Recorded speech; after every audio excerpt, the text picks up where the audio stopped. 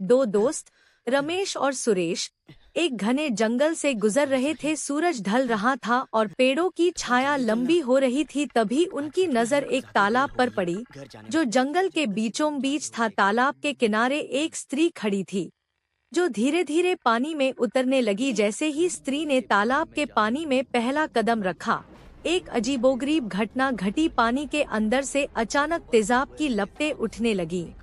स्त्री दर्द से चीख उठी और तड़पने लगी। रमेश और सुरेश यह देखकर हक्के बक्के रह गए। उन्होंने ऐसा नजारा कभी नहीं देखा था। स्त्री की चीखें जंगल में गूंजने लगी और उनमें से एक उसे बचाने के लिए आगे बढ़ने की सोचने लगे, लेकिन दूसरे ने उन्हें रोक रखा था। कुछ पल तक आग की लपटें वैसे ही जलती रहीं और स्त्री दर्द से कराहती रही। फिर धीरे धीरे जलन शांत होने लगी। जब स्त्री पानी से बाहर निकली तो रमेश और सुरेश की आंखें फटी रह गईं। उसके दोनों हाथों में चमकता हुआ सोना था। वह स्त्री अब शांत थी। उसके चेहरे पर दर्द की जगह एक अजीब सी शांति थी। रमेश और सुरेश एक दूसरे को देखने लगे। उन्हें समझ नहीं आ रहा था कि उन्होंने अभी अभी क्या देखा था। क्या यह कोई जादू था या कोई दैवीय चमत्कार? जंगल की शांति में सिर्फ उनके दिलों की धड़कनें सुनाई दे रही थी जो इस अविश्वसनीय घटना की गवाह थी। स्त्री को सोने के साथ बाहर आते देख रमेश और सुरेश की आंखों में लालच चमक उठी। देखा रमेश? सुरेश बोला। उसकी आवाज में एक अजीब सी उत्तेजना थी। कितना सारा सोना! अगर हम भी तालाब में नहाएं तो हम भी अमीर बन सकते हैं। रमेश थोड़ा हिचकिचाया। मुझे ठीक नहीं लग रहा। सुरेश, उस स्त्री को कितनी पीड़ा हुई और पता नहीं यह सब कैसे हुआ। लेकिन सुरेश नहीं माना। अरे, वह तो थोड़ी देर का दर्द था, उसके बाद कितना बड़ा फायदा हुआ। सोच, हम कितनी ऐश की जिंदगी जी सकते हैं। वह रमेश को बार बार जोर देने लगा। रमेश को मना करने का मन था, पर सुरेश के लगातार दबाव और सोने के लालच ने उसे भी पिघला दिया। ठीक है, रमेश ने आखिरकार कहा, चलो देखते हैं। दोनों दोस्त धीरे धीरे तालाब की ओर बढ़े। उनके मन में सोने की चाहत इतनी ज्यादा थी कि उन्होंने उस स्त्री की पीड़ा को नजरअंदाज कर दिया। उन्होंने एक एक करके तालाब में कदम रखा। जैसे ही वे पानी में घुसे, एक बार फिर वही भयानक आग की लपटें उठने लगी, लेकिन इस बार दर्द और तड़प कई गुना ज्यादा थी। रमेश और सुरेश चीखने लगे, लेकिन उनकी आवाजें पानी के अंदर ही दब गईं। वे तड़पते रहे, छटपटाते रहे, लेकिन कोई मदद नहीं थी। लालच में आकर उन्होंने अपनी जान दांव पर लगा दी थी।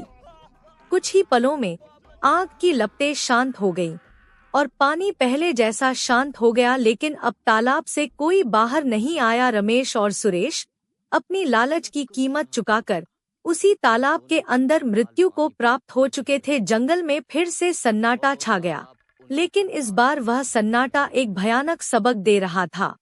अब जानते हैं उस तालाब के रहस्य के बारे में। एक साधु अपनी कुटिया के पास ध्यान किया करता था। उनकी उसी गांव की एक युवती जो अपनी सुंदरता के लिए जानी जाती थी, रोज उस साधु को देखने आती थी। वह साधु के शांत और तेजस्वी व्यक्तित्व से बहुत प्रभावित थी और मन ही मन उनसे प्रेम करने लगी थी। वह साधु का ब्रह्मचर्य जानती थी, पर उसका मन साधु की ओर खिंचा चला जाता था। एक दिन उस युवती ने अपनी भावनाओं को रोक नहीं पाई और साधु के सामने प्रकट कर दिया। उसने साधु से कहा कि वह उनसे कितना प्रेम करती है। उसकी ओर देखा, उनके चेहरे पर कोई क्रोध नहीं था, बस एक गहरी शांति थी। लेकिन उनकी आवाज में एक गंभीरता थी। हे पुत्री, साधु ने कहा, मेरा जीवन तपस्या और ब्रह्मचर्य के लिए समर्पित है। तुम मोहमाया में फंसी हो। युवती ने फिर भी अपनी बात दोहराई और साधु को विचलित करने का प्रयास करती रही। साधु ने उसे कई बार समझाया, पर जब उसने देखा कि युवती अपनी हठ नहीं छोड़ रही, तो उन्होंने क्रोध में आकर उस युवती को श्राप दे दिया, अगर तुम अपनी मोहमाया और हठ से मुक्ति नहीं पा सकती तो जाओ। तुम्हारी यह सुंदरता जिस पर तुम्हें इतना घमंड है, वह तुम्हारी दुश्मन बन जाएगी। तुम बदसूरत हो जाओगी, तुम्हें कोई पसंद नहीं करेगा और तुम समय से पहले वृद्ध हो जाओगी। साधु के इन वचनों को सुनते ही युवती कांप उठी। उसे अपनी गलती का एहसास हुआ। वह तुरंत साधु के चरणों में गिर पड़ी और रोते हुए क्षमा याचना करने लगी। उसने साधु से विनती की कि वह उसे माफ कर दे और अपना श्राप वापस ले ले। साधु का हृदय दयालु था। उन्होंने युवती की सच्ची पश्चाताप को देखा। उठो पुत्री, साधु ने कहा, मैं अपना श्राप पूरी तरह से वापस तो नहीं ले सकता, पर इसमें बदलाव कर सकता हूँ।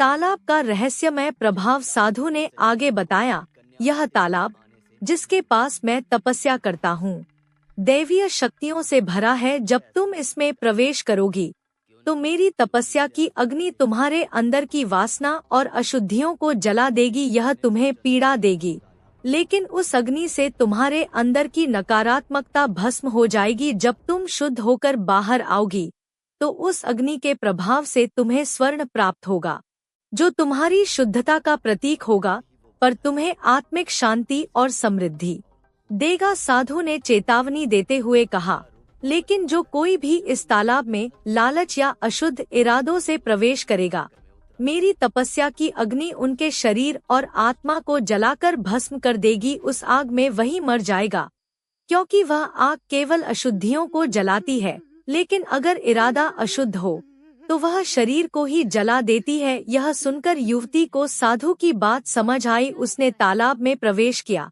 पीड़ा झेली और जब बाहर निकली तो उसके हाथों में सोना था। जैसा कि रमेश और सुरेश ने देखा था, वह युवती अब शांत और संतुष्ट थी।